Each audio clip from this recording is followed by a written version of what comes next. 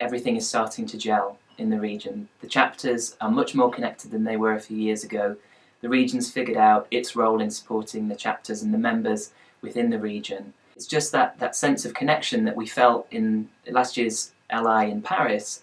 It just feels like it's really there, it's strong, it's robust. I feel like as a board, we've looked at the international strategy, looked at how we can best support that, and brought the best of that to the leaders within our region. For me, the Leadership Institute is the way to follow very closely what the organisation is all about and how we work together as teams in the region, in the chapters, across the board. This is my 5th LI. I've organised 2 of them, and every time I get into the room, I feel the energy, I feel people being open and warm and welcoming, and at the same time willing to share both failures but also successes. So I think it was a really interesting format. The morning I had some insights from external speakers. We had Alex Aiken from the government, who talked about challenges facing the government and gave us some really practical advice about how to measure and evaluate the success of communication, how to really bring people to learn how to use new tools and to learn how to develop their skills.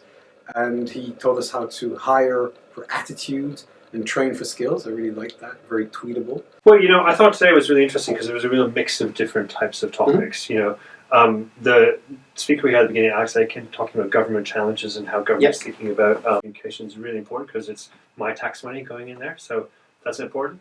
I took a lot away from the session with Rada around, actually getting your voice and your core right for presenting and making an impact, so that was really useful.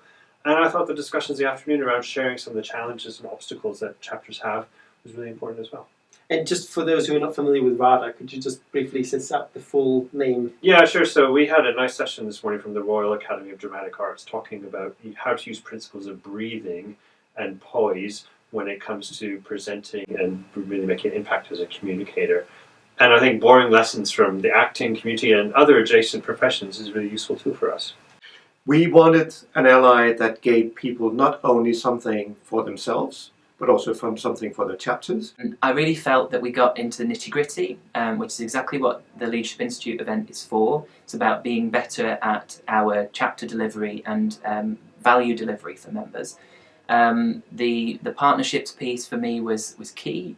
What are those business partnerships, association partnerships, commercial partnerships even, that we can enter into to add value to members and to make our lives a little bit easier as chapters. We had Neville and Sylvia talking about the future of communication, and they really outlined some new trends. And the thing is, all these presentations from very interesting people fed into the thinking and the discussions we had for the afternoon. It's always exciting to come to Leadership Institute because you get to see all the chapter leaders from the region, from the Europe, Middle East, and North Africa region, and I think we're experiencing a really great momentum right now. It's also interesting, we also are seeing a surge in membership at large. There's about 20% of the members that are actually not affiliated to the chapter. So we had a lot of interesting discussions today on how do we, as regional leaders, how do we make sure that we deliver a proper membership experience, and not only proper, like a delightful membership experience. And I think we heard a lot of great concrete tips from all the different chapters and from all the different leaders. What was the sort of top priority that the MALs were looking for when you did your survey? They are joining IABC specifically for the community and for the network. I think there's a real eagerness to tap into this fantastic international network that they get to find out about throughout all of our communications efforts. On the other hand, because they lack the physical interface locally, there's a little bit of a paradox because they don't know how to tap into this network. And so it's up to us as regional leaders as well to make sure that all the membership proposition and values are properly communicated. I'm also very interested, obviously, in the future of the Eurocom event, our regional conference, because it's a great event for members to come to get a taste of IBC for those people who can't make it to World Conference in the States. And I feel like that event can continue to engage our members in the region, and so the future of that conference is crucial. Do you find it difficult to manage the volunteering aspect with the day job? But actually coming here today reminded me why I continue to volunteer, and that it is really worthwhile, and not just the fact that I was taught how to breathe properly, but also to connect again with different people in the communications industry. And with the energy, with Yeah. the IABC. I am still of the belief that you get out of your association what you put in. That's not to say that everybody has to volunteer, although there are multiple opportunities to do that, and there's a great sense of fulfilment that comes from volunteering. But being a passive member will only get you so much. Paying your membership fee and then having everything come to you will only get you so much out of your membership.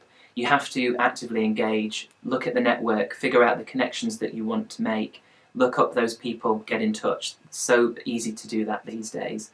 But also tap into the resources that are at your disposal as a member. Go online, look through Discovery, look at the articles, the research that's been published. There's a whole multitude of things that, unless you actually take that step, a very easy step, but unless you take that step, you're not going to get the value of that from your membership.